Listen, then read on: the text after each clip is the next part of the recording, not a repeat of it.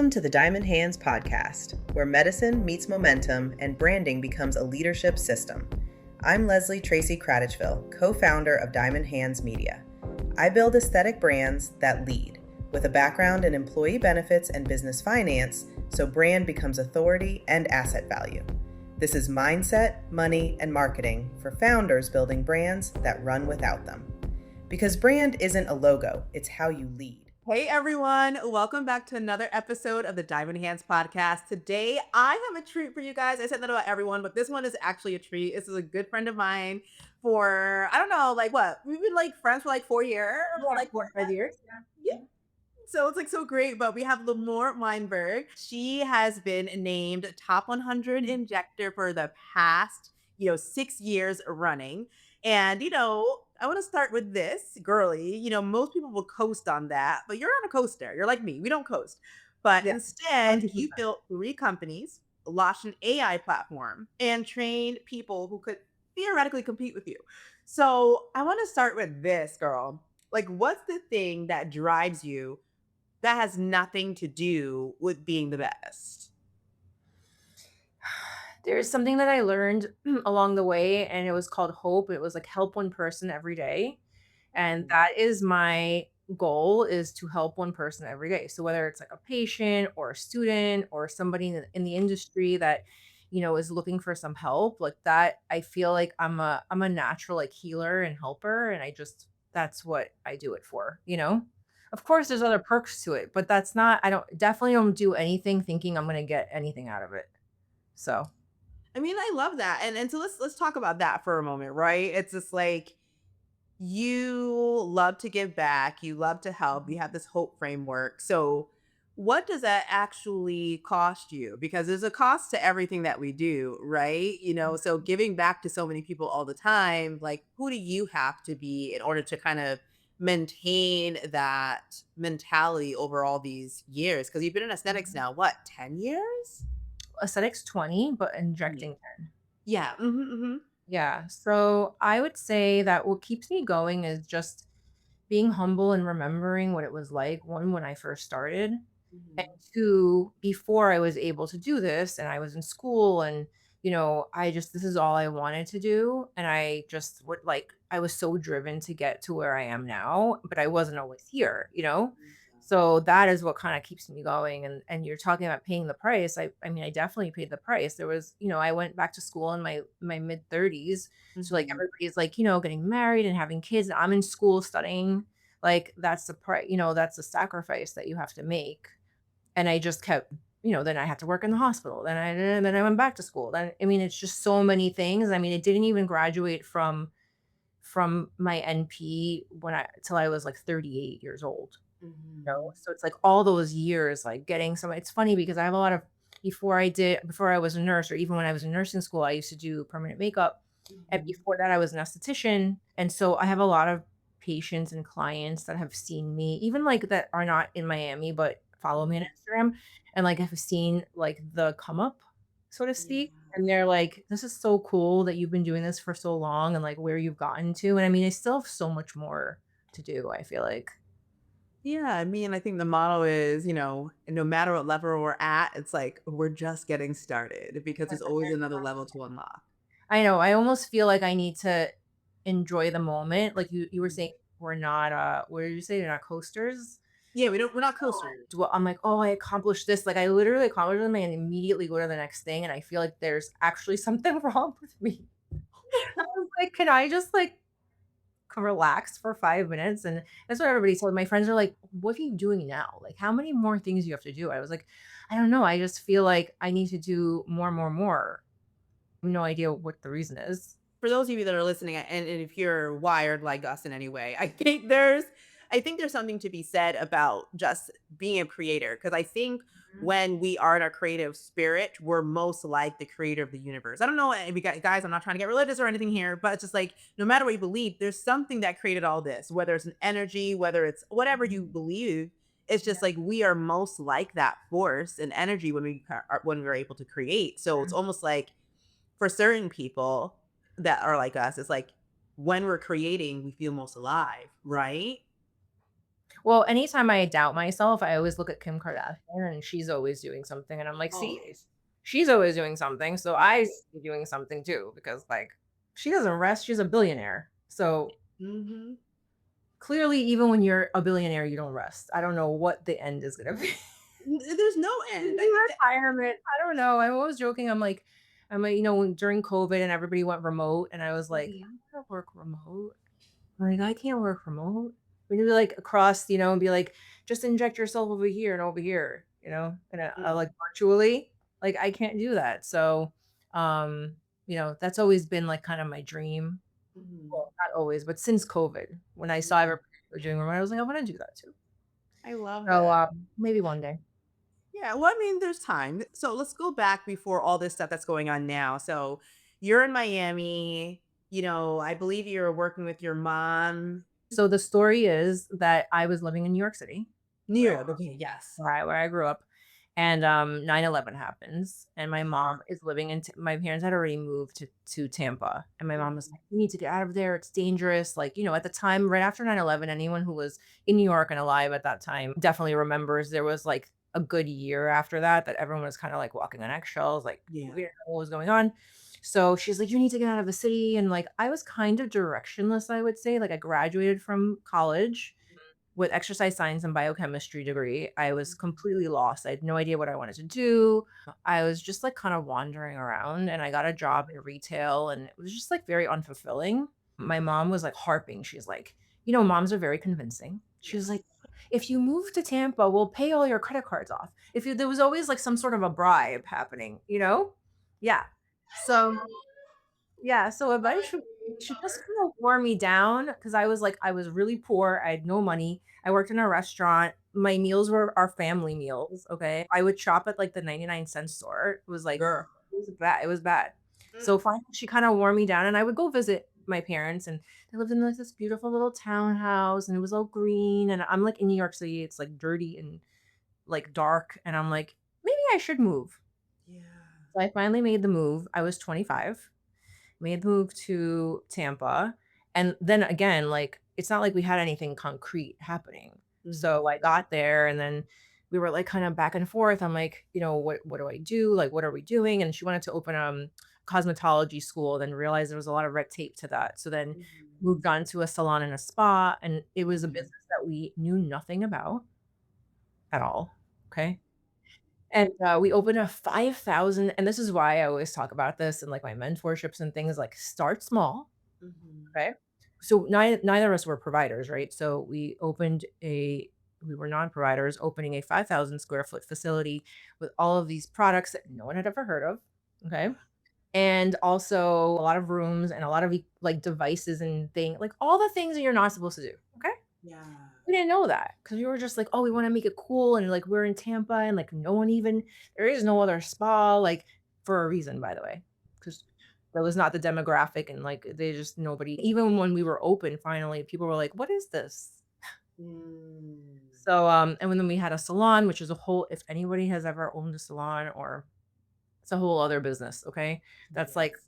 cuckoo crazy people. In spas, you have, like, the massage therapists who are kind of, like, very spiritual and, like, it's so many different energies, it's, like, all under one roof. So you have estheticians, you have massage therapists, you have my mom, okay? Mhm.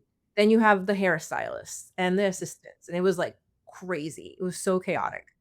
So we did that for 5 years, and then my mom partnered up with another guy, and they opened a wellness center, and, like, it was just so many things, and then eventually a med spa and a laser center because that's when around the time, like, Ideal Image came out too, and they were actually in the shopping plaza next door to us. Interesting. Yeah, so my mom I had a friend who now is a dermatologist, she's like a and, she wasn't even in medical school yet, and her mom had a laser, and Mhm. so they would share the laser, and then eventually my mom bought a laser hair removal machine, so, like, the journey started in a long time ago. I think we Wow. opened in 2003. So that's how long I've been, yeah, in Wow. aesthetics. I became an esthetician in 2005. Oh my So goodness. it was So something I never thought, by the way, sorry to interrupt. I never thought I would do that. I Mhm. grew up in a home where like you were either a doctor or a lawyer, you married a doctor or a lawyer. So, like, skincare was never something that I thought was a job. Like, I loved it, and I remember even growing up, like, tearing out, like, the magazines, back in the day when we had magazines, Mhm. tearing those out and, like, what all the models had in their bags and, like, all these things and, like, different types of skincare, and I'd go to, like, CVS and I'd buy, like, all these lotions and, I always found it really interesting, but I never thought it could be a job or a career, so Well, look at you. I mean, 20 years later, 20 plus years later, I mean, you're still in it. And so, with that, like, so what was the moment that you said, okay, so you're in Miami now, but you were in Tampa then, and it's like what, 5 hours away from each other, a Tampa and 4-hour Miami? drive. Yeah, Mhm. 4 hours. So okay, so you're in Miami.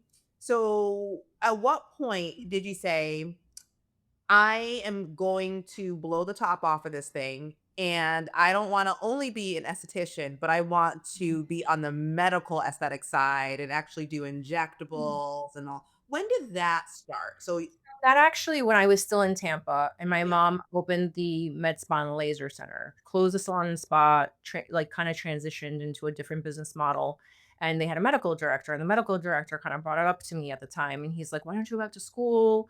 And for me, I was like, "I don't wanna go back to school," like, I was always really adamant about it, and my dad would always, like, jokes around now, he's like, "You could have been a doctor and a lawyer by now," you know? So I studied, I took my GRE, I applied to PA school, got into PA school at Barry University, which they had a campus in St. Pete, and then decided, you know what, I don't want to stay in Tampa. I don't like it here. I'm gonna move to Miami. So I Mhm. kind of scrapped the idea of going back to school and I just like moved like away. So I moved to Miami and a year into my job, I worked at the Versace mansion. And a year Oh, into my job, yes, they got invaded by the FBI for a Ponzi scheme. It was like a whole I feel like I have a movie. whoa. Wait, hold on. Like, I have so many questions because, okay, like, we need to pause right here. This is insane. All right. So, guys, she goes to Miami, works at the Right. Versace mansion. Like, the most Miami thing, literally, if anybody knows Miami, this is the most Miami thing, right? So, like, you get to Miami, you get a job at the Versace, very quintessential Miami, right? Like, everybody knows Ocean Drive, Versace Mansion. Yeah. Then I worked there for a year, and then they get raided by the FBI for a Ponzi scheme, and then we all lose our jobs. That's crazy. So is that when? Oh, so I just had a little bit of lore here. Is that when? Is that when the Versace mansion closed as what it was? Because I know it's like still there, but it's like different now. Well, it was called Casa Casarina. That was the Okay. name. I worked there, and I believe that's still the name, but then, at some point, there was an owner from North Carolina, he actually has passed away now, and then they had sold it on auction, so now I think it's owned by, like, 2 Jewish guys, and they do other things. It was, for a while, being rented by Barton G, and I don't know if you know who that is, but he's, like, Mm-mm. a really huge event planner in Miami, and he had a restaurant, and it was, like, those huge cotton candy, like, it was always, like, a presentation, like, all of his, like, desserts and all the food came like that, like, your steak would come on, like, a samurai sword, like, he, like, leased out the mansion for a while after I had left, and then Mhm. got sold on auction, basically, like, long So story short. crazy. Yeah. So all right. So you're out of a job. So what? Job. I start working at the Fountain Blue, which was a complete and total nightmare. Nothing to do with the Fountain Blue, I just hadn't waited tables in years, and I was like, "I don't know what I'm doing," and then at my first day was Valentine's Day. It was a night it was bad. Oh, Like, if you wanna know about being in the weeds, I was in the weeds, that okay? sounds very weedy. It was bad, it was bad. So then I made the decision, I was like, "I'm gonna go back to school. I'm done with these people," and in between that, I also worked at a members club and, like, Mhm. were, like, owned by the British Mafia. Did you even know that there was a British Mafia? Because I didn't know that. This is so much lore. The British Mafia? What are you There's so much talking going that led me here, okay? I'm talking about paying the price. So then we didn't get paid for 2 months. It was so about? crazy. Girl. Yeah, and then I decided to go back to school, so I went to Barry because there's a Barry in Miami. So I Yeah. went to Barry and I was like, "Hey," like, just being naive and stupid, and I was like, "Hey, so I got into your PA school, like, 2 years ago," and they're looking at me like, "Okay." And if anybody knows, PA school is very competitive, and it's, like, basically impossible to get into, and they're like, "So you got in and you didn't go, and now you wanna know if you can come here?" And I was like, "Yeah." And they're like, "No." So then they're like, "But you can come to our nursing school," and I was like, "Sure." literally no idea. When I tell you no idea what I was getting myself into, I was like, yeah, yeah, nursing sounds good. Mm-mm. Yeah. So then I go to nursing school. Well, that's like a short version, right? I get to nursing school and I literally would I think it was like a second semester, I would cry every day because I'm like, I don't want to be a nurse. I don't want to do it. So then and anytime, anybody would ask, like, so what do you do it? Like, what are you gonna do when you graduate? And people are always have like these big answers. They're like, I'm gonna work in oncology. I'm gonna work in peds. And I'm like, I'm gonna inject Botox. Like, Yeah. And they're they're like, like, I have what are you talking zero about? interest in anything medical. I was like, I'm gonna work in the ER. I'm like, Mhm, mhm, mhm. yeah.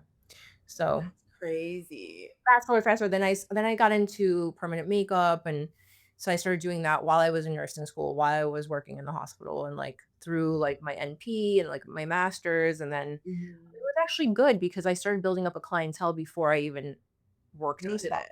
Yeah. Yeah, it did take me 9 months to find a job after I graduated NP school. Wow. Because in Yeah. Florida, you have to be an NP to Yeah. inject. Florida. Exactly. And I think that's great. There's some Mhm. standards, and I think it's really Yeah. great. You're right. And so, with that too, and I just think I want to kind of go back to that. It's just like so many people don't change their lives until their back is up against the wall and they have to make a decision. Mhm. So tell me more about that kind of like thought process of like, okay, I have two paths in front of me. They're very damn clear. I better see myself in 10 years, see myself being in the weeds forever. Like, what was that decision making process like? I was just like, I can't continue to live like, you know, without knowing like what's next. Like I Mhm, knew that nursing was a predictable career. Like everyone was like, you'll always have a job. And at the time when I was looking for a job, there was like a nursing shortage, which, many times there is. And mhm, everyone was like, nursing is so like such a good job and you'll always have a job, but you could work anywhere, you could do travel nursing. Like, you get fed all of this stuff.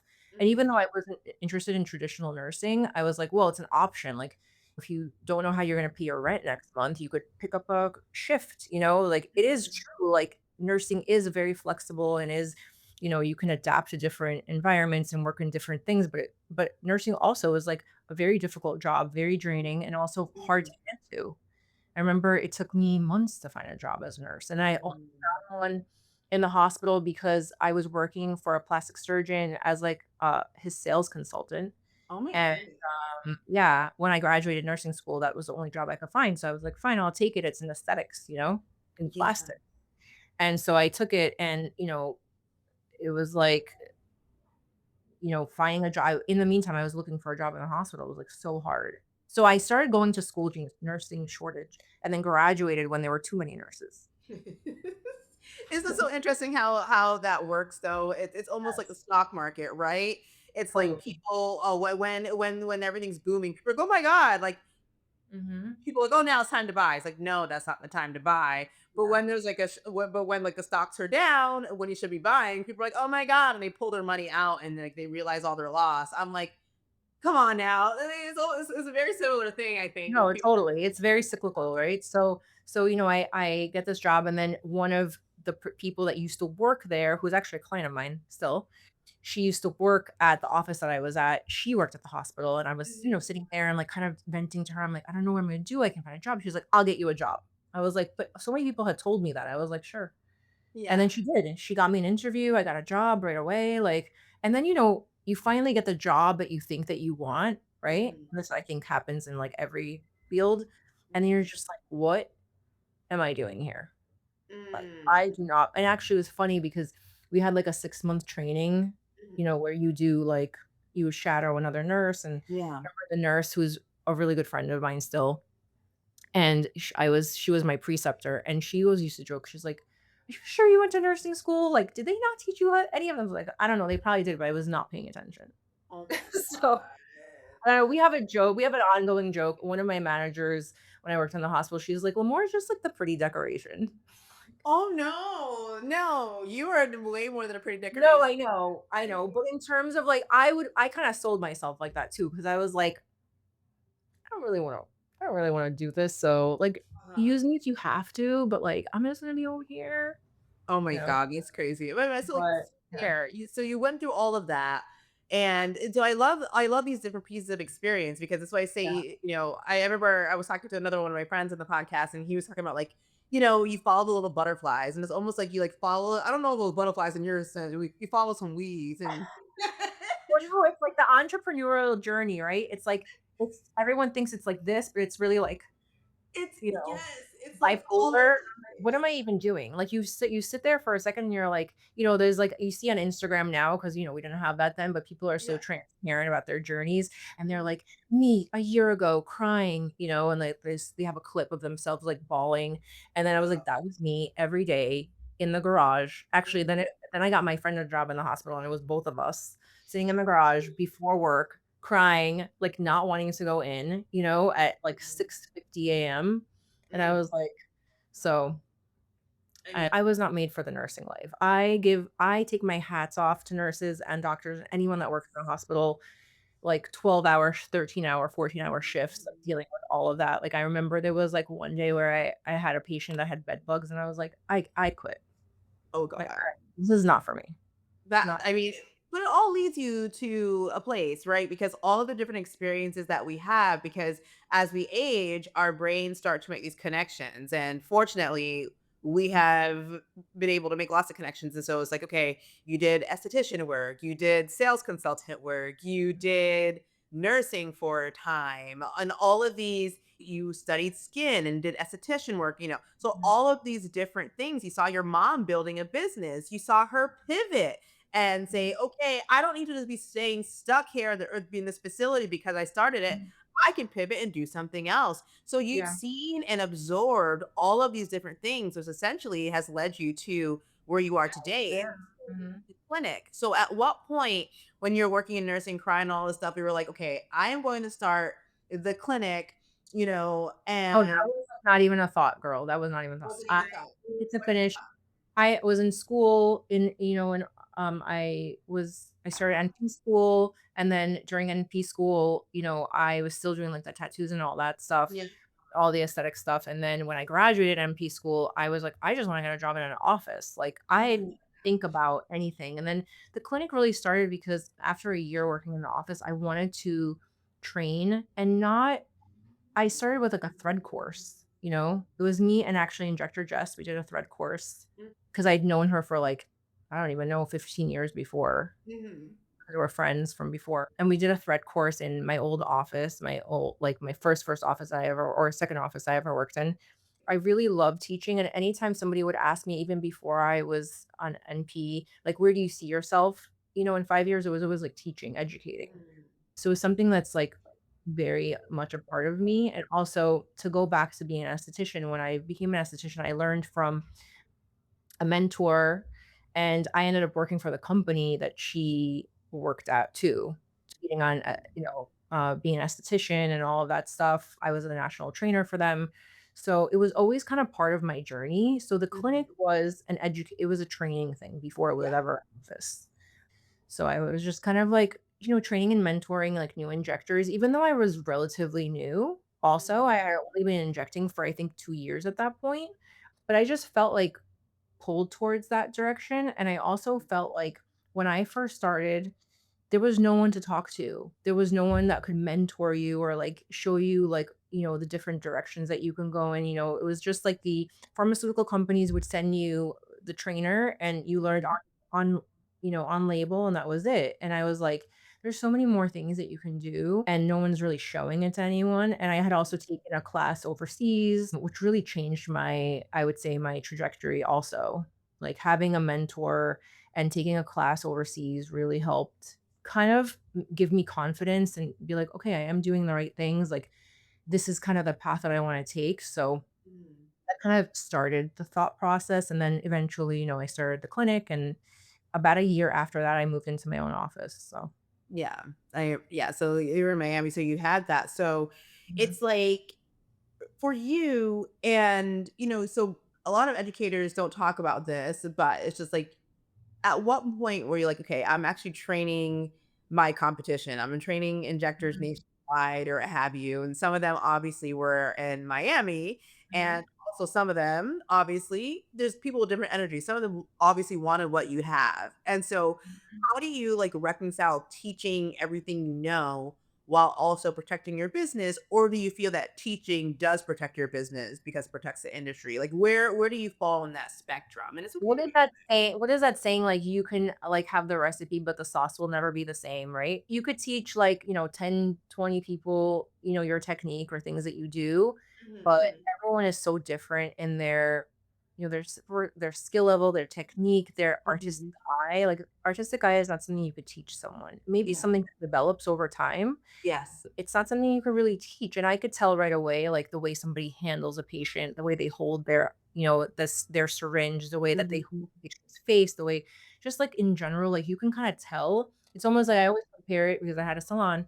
It's like when someone starts blow drying your hair or doing your hair, you know immediately this person knows or doesn't know what they're doing, wow. right? Like, Wow. am I right?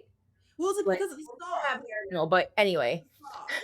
I back mean, into it sucks. I don't inject or anything, guys. And the same thing in our media work is like I can speak Oh, to yeah. a cinematographer and Mhm. I'm like, oh wow, you're a basic bitch. You're not going to have any personality when you're interviewing a doctor. You're going to be so boring and they're never gonna hire us again. Yeah. So we're not hiring. You just So know, but I'm saying, like, you just know, like, if somebody is even, like, their potential, like, you could see it. yes. I've been wrong a few times, I will say, Mhm, like, I look at someone and I'm like, "Oh my god, I would never let this person touch me," and then they end up developing their skills and being mhm, really good, mhm, Like, you can't tell 100%, but I would say, you know it doesn't matter, you can teach, yours, and I see people like who gatekeep, and I have never been a gatekeeper. Like, I'm like, "Here's all my knowledge, take it." Like, if I can, again, help one person every day, right? mhm, Like, that's, like, the motto, mhm, then I've done my job. I can go to sleep at night. I can feel good about my work. It's fulfilling, right? Versus, like, "Oh, you just inject faces all day." Like, yes, you make people feel pretty, you increase their confidence, but sometimes you want a little bit more depth, right? Like, I wanted to, like, create a network of injectors. I wanted to, be like, "Oh, I trained that person. Oh, I can call." Like, there was, like, a point where in Miami, I would go to a conference and everyone around me were people that I had trained. Like, I how love cool is I mean, it's so that? beautiful. That's that creating energy, right? Yes. It's like what I love about you, and I've always loved this about you, is that you have this abundance mindset when it kind of comes to that. And I think Mhm. that's the real challenge that you have when people are in business. They think that there's just not enough to go around. But it's like, no, there's dirt everywhere. We all have different seeds. We're gonna plant a different plant. 100%. We're all planted plants. They're gonna be different, Yeah. right? You can't, I just feel like you can't. And I see people now, I feel like now is becoming a little bit more mainstream to not gatekeep, right? Like, people Mhm, share their knowledge on Instagram, they share on social media, whatever it is, like, they're more transparent, but that wasn't not like that before. And if anyone has been in aesthetics for, you know, 10 plus years, like, when you first started, people, even injectors, were like, "Oh no, you can't shadow me." I'm yeah, like, "What? Like, yeah, why?" I yeah. mean, luckily, I will say I was very lucky. Like, it was funny, every person that came to train me when I first started, we became friends. I love that. Because I I was love like, "You're gonna be my friend. You're Yeah, gonna be I my." know, but but you And I was, but like, not even like that. I'm not even like that. I'm very much like an introverted extrovert. So, like, I don't even like to make friends. I'm just like, "Mm." But I was like, "You're gonna be my friend." well, I mean, I think it's just like you feel people's energy and you just like kind of know because it's like, I think the best friends and colleagues in the industry, it's like you don't want to talk all the time, but when you do talk to them, you're like, this is my bitch, this is my Oh, yeah. bitch. But that's, like, Like, awesome. I don't see you all the time, but we're no. always like, But when I you love see you. each other, it's like, what's Mhm. up, world? And we talk and we can get it, we spill a little tea if we need to, whatever. And it's like, it's great. There's And always still with that, huh?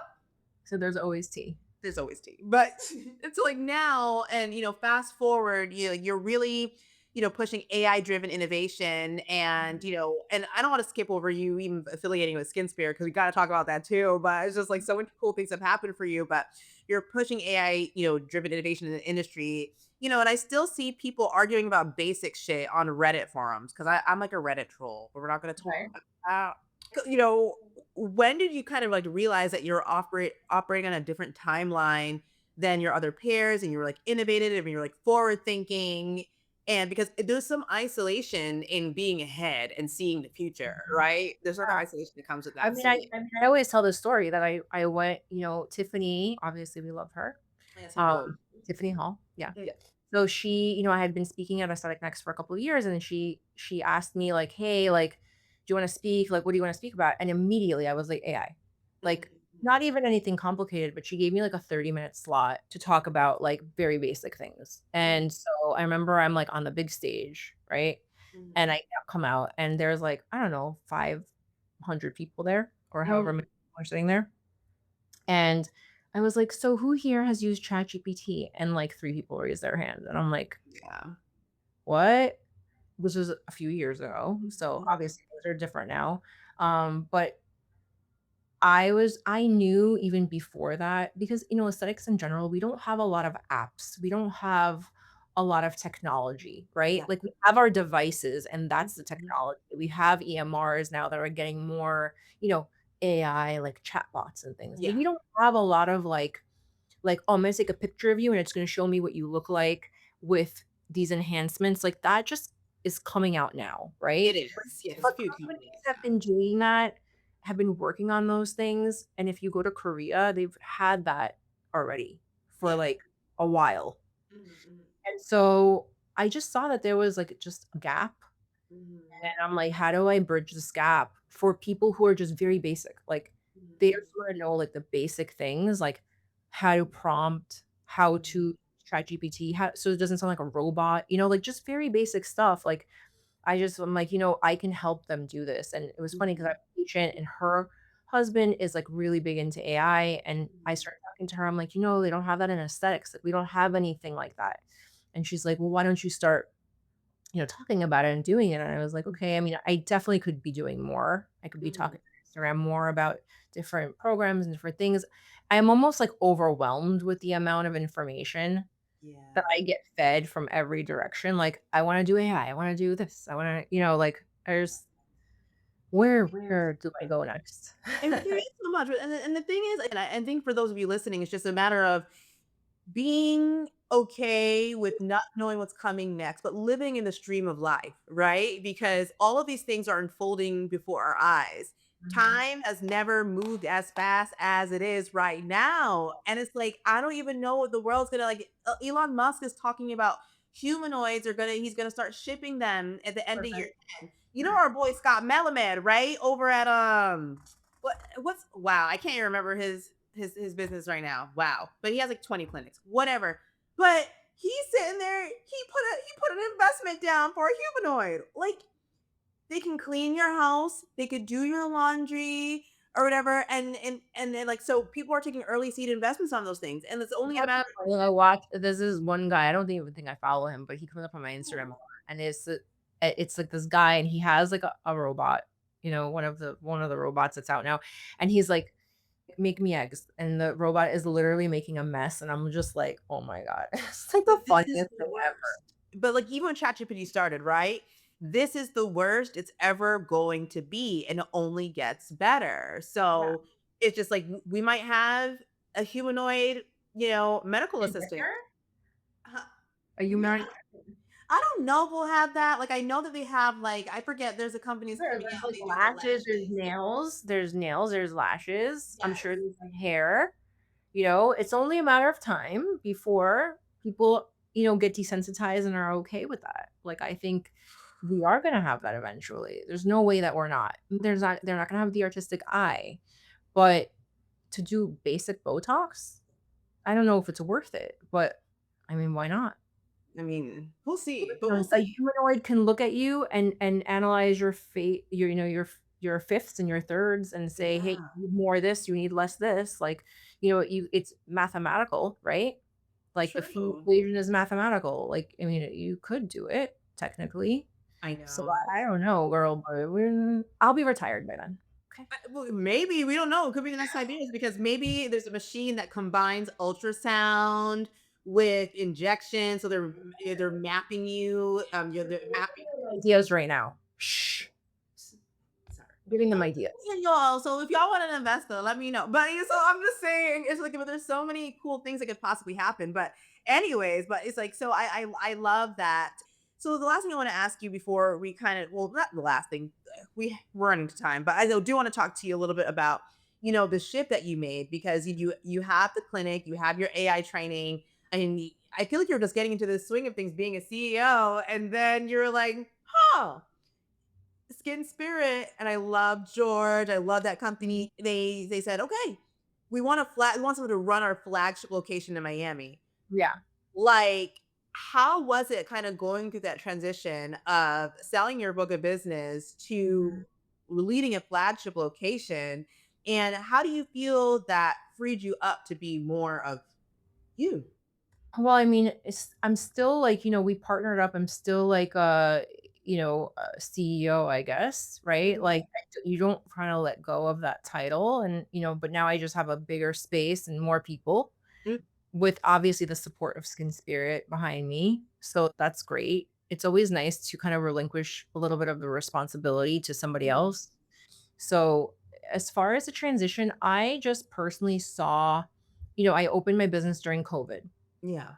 And so obviously we know if you've been in this industry that the numbers during COVID were people were printing money in the back, right? Like we were making so much money that we were like, it's gonna last forever. And it Yeah. right? Mhm. So then, you see the numbers are just crazy and then it starts to kind of go down and then level off. I would say it started to level off. And then at the same time that that was happening, everyone wanted to get into aesthetics, which I probably played a part in that too, because I was doing a lot of training. People wanted to get into aesthetics. So now there's a med spa on every corner, right? Mhm. And then, you see like kind of the shift and also like the filler market, right? Where that's going down too. People are going into more like devices and people are doing more, biostimulators and more natural. And, there's so many shifts that are happening all at one time. It Yeah. wasn't like one thing and then another thing. It was like everything at one time. Mhm. And I just saw, like, after I had, Skin Spirit had been talking to me and George. When I say Skin Spirit, I mean George. They've been Yes. talking to me for a few years, right? Yeah. We actually met at the first Aesthetic Next in 2019. Yeah.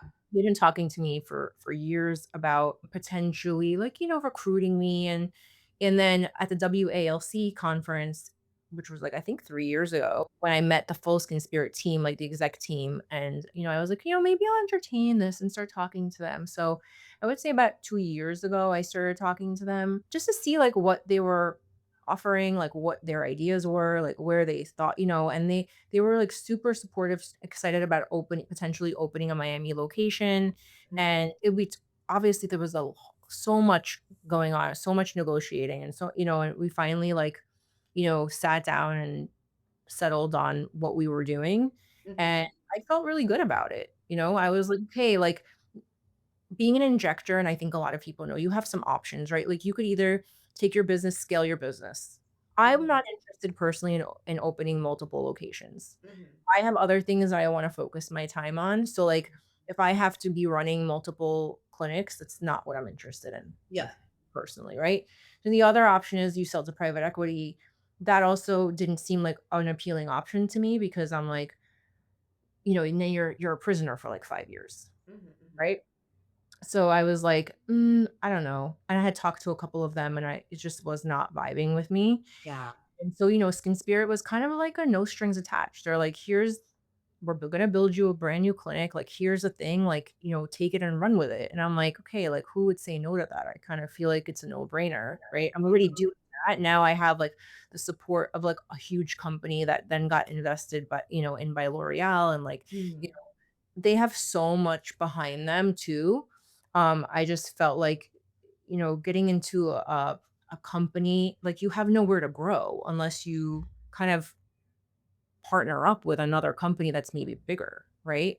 So Mhm. I just saw some opportunity because I'm like, well, if at some point I would like to, stop injecting or inject only 1 day a week, or maybe I can do something else with Skin Spirit. Maybe I could do more education, more training. Maybe, they have some other opportunities. Like, that's what I was looking at, right? And I was like, I'm not going to be able to do that unless I partner up with another company. So, and Skin Spirit is probably the largest med spa chain that exists right now. Mhm. So, I think they have I over love that. 60 locations. Yeah. Mhm.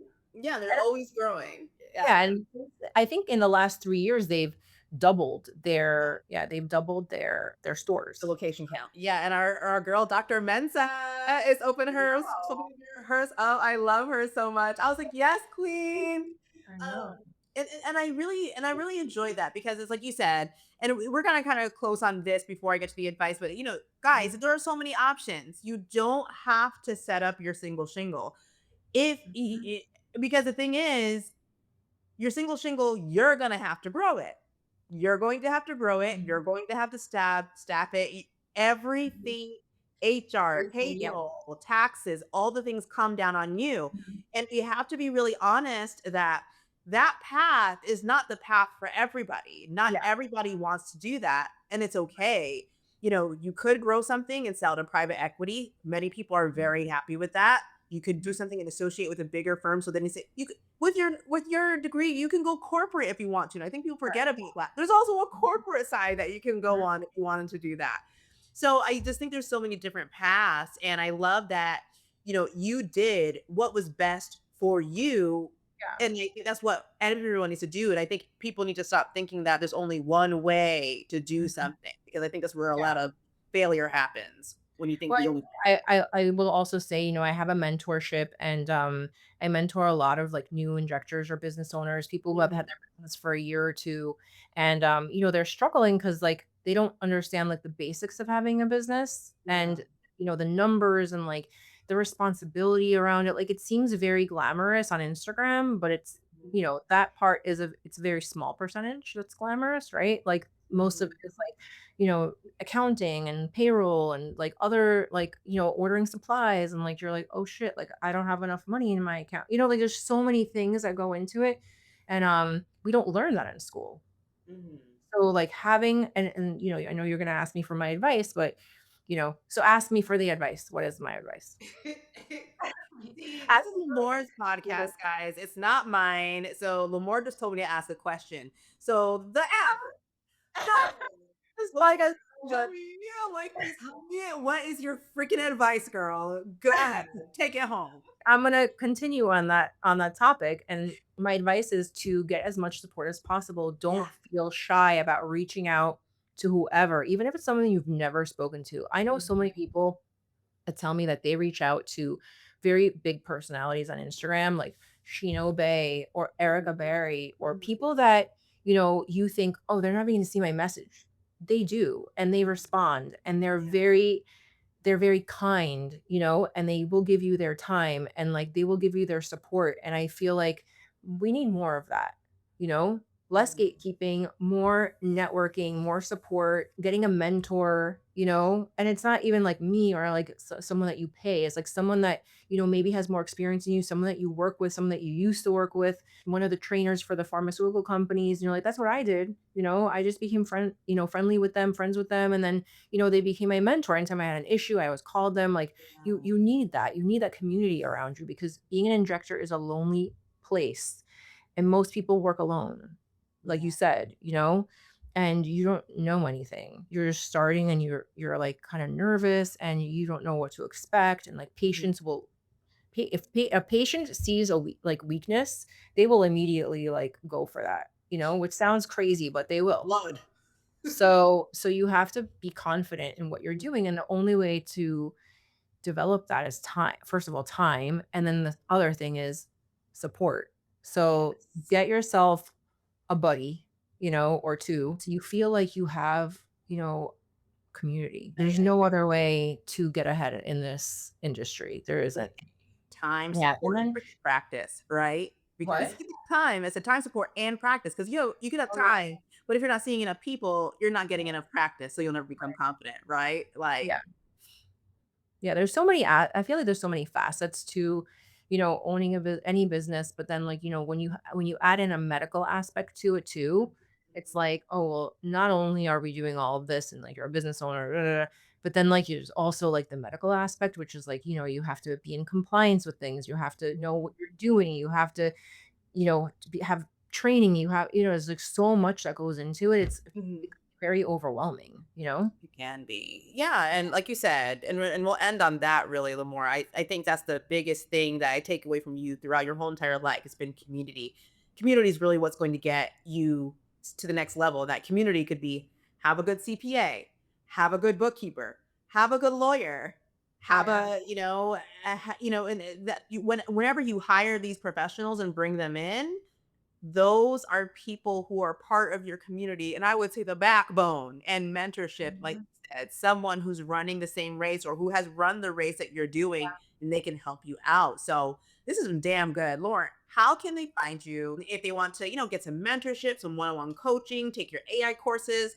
Where can they find you? So I have a website, limorweinberg.com, make it really easy for you guys. And then everything is on that website. There's all links that will take you to other websites. I also have Get Basil. Get Basil stands for Get Basic Advanced Satellite Aesthetic Learning. So basically it's like virtual courses and also all the manuals that I sell and all of those things. So that's it. LimorWeinberg.com. Super easy. Beauty Bay on Instagram. I spell it not the regular beauty. It's BEAUTIE. I don't even know how to spell it. .bay. BAE, and that stands for before anything else. So beauty before anything else. Love it. It's super good. And everything, guys, is going to be in the show notes. So don't you worry. So go to those show notes, click. But Limor, I love you so much. Thanks for having a little girl chat conversation with me today and kind of sharing your background and experience and what you're up to with the industry. Yes, thank you for having me.